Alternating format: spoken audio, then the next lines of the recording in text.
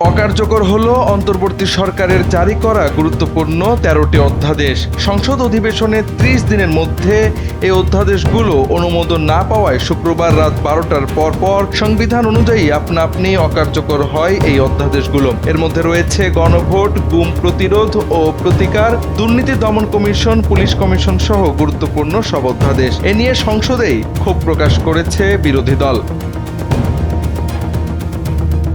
সংসদ না থাকা অবস্থায় জারি করা অধ্যাদেশ সংসদের প্রথম বৈঠকে উত্থাপন করতে হয়। এরপর ৩০ দিনের মধ্যে তা পাশ করতে হয়, নইলে প্রয়োজনে হেফাজতকরণ ব্যবস্থা রেখে রহিতকরণ বিল আনতে হয়। হেফাজতকরণ হলো অধ্যাদেশের অধীনে নেওয়া সিদ্ধান্ত বহাল রাখা।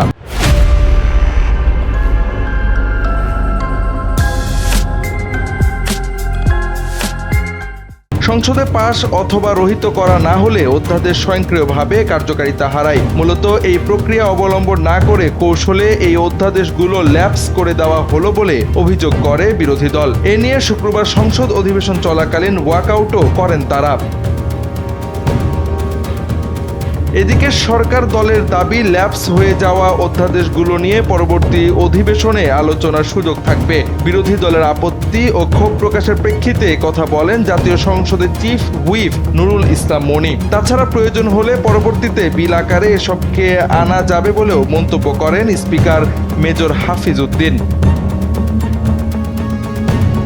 অন্তর্বর্তী সরকারের জারি করা অধ্যাদেশের মধ্যে হতে সংসদে অনুমোদিত ৪টি বিলে সুপ্রিম কোর্ট সচিবালয়, মানবাধিকার কমিশন সহ ৭টি অধ্যাদেশ বাতিল হয়েছে। জুলাই যোদ্ধাদের দায় মুক্তি ও আওয়ামী লীগের কার্যক্রম নিষিদ্ধ সংক্রান্ত ১১৩টি অধ্যাদেশকে ৮৭টি বিলের মাধ্যমে দেওয়া হয়েছে অনুমোদন। রহিতকরণ বিল পাশের মাধ্যমে মানবাধিকার কমিশনের ৭টি অধ্যাদেশ গৃহীত কার্যক্রমের সুরক্ষা দেওয়া হলেও গণভোট সহ ১৩টি অধ্যাদেশের ক্ষেত্রে কোনো সুরাহা আসেনি।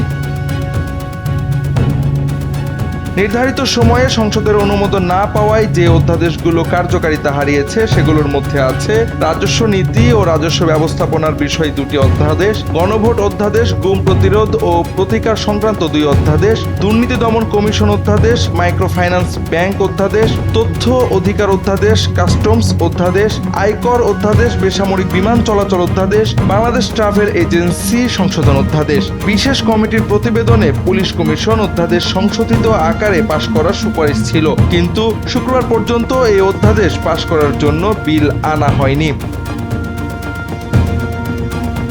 সব মিলিয়ে গণভোট, গুম, দুদক সহ গুরুত্বপূর্ণ বাকি অধ্যাদেশগুলো সংসদে উত্থাপিত না হওয়ায় বিরোধী দল সহ সাধারণ জনপরিসরে দেখা গেছে মিশ্র প্রতিক্রিয়া।